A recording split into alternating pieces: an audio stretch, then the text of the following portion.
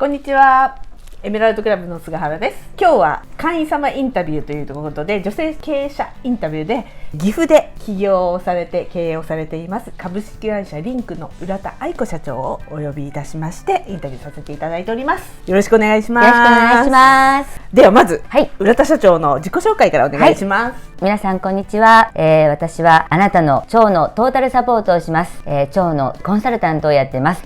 今は遺伝子検査で自分を知って腸内環境をきれいにする、腸のプロたちを、育成している仕事を今やっています。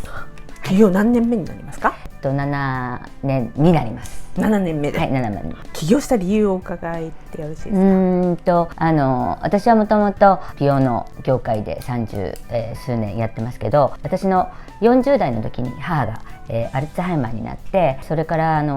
介護という、13年を、経て食生活がいかに大事かっていうことで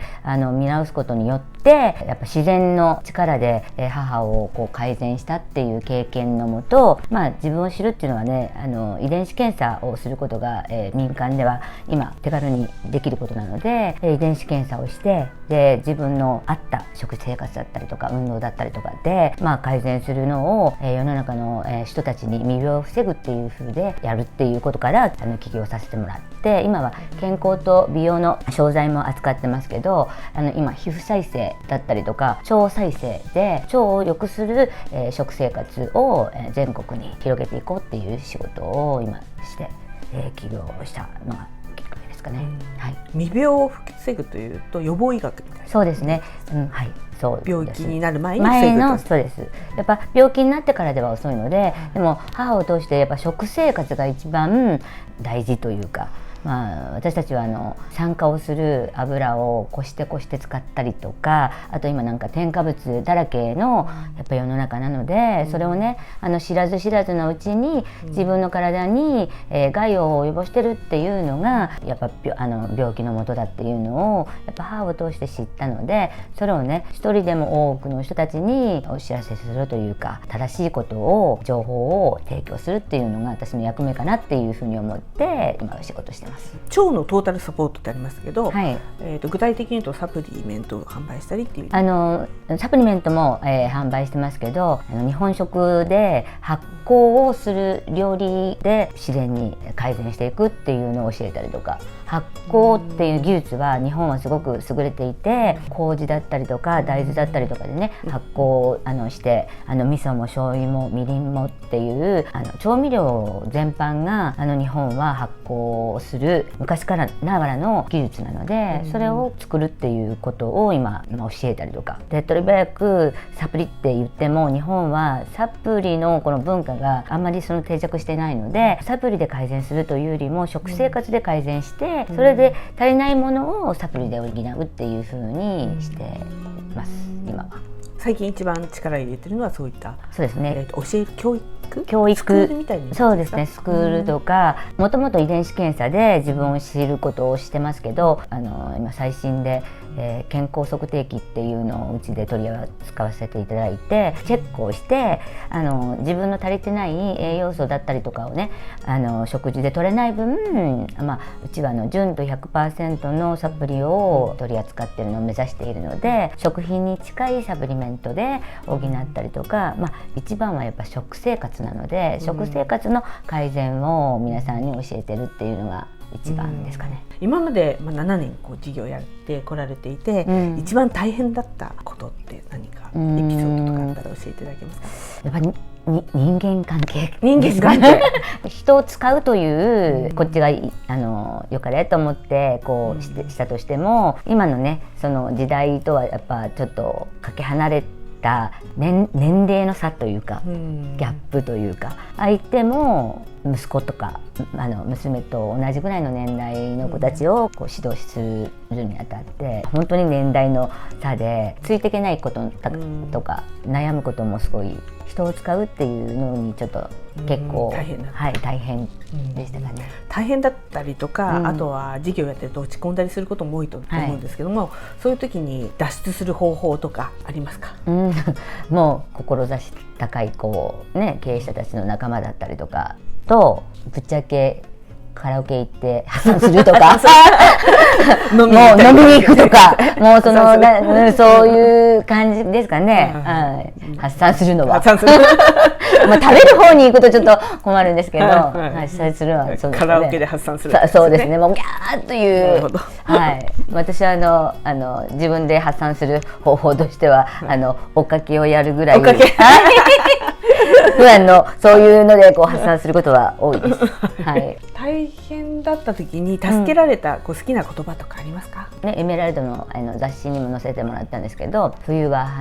必ず春となるって言って、暗い寒い冬がね長く続くわけではなくて、春になってやっぱ気分もっていうことで、辛いことばかりではなくて、それを乗り越えた先にはやっぱご褒美があるよっていうので、私はもう辛いことがあるとチャンスだと思って、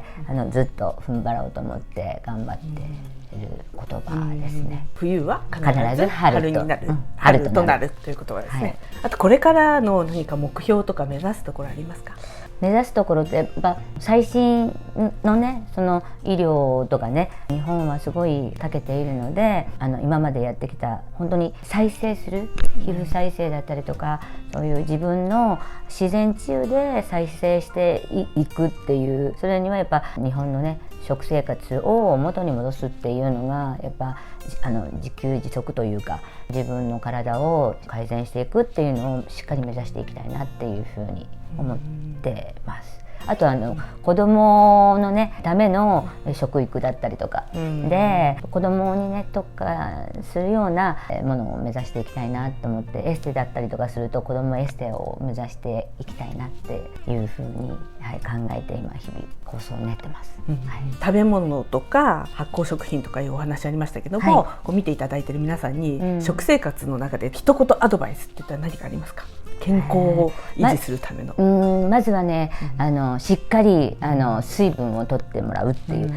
水をね栄養素と思って取ってらっしゃらない方が多いので、やっぱ水は栄養素なので、しっかり純なミネラルをしっかりだいたい2リットルから3リットルはね飲んでもらうっていうのが、最低2リットル、1日2リットルから3リットル、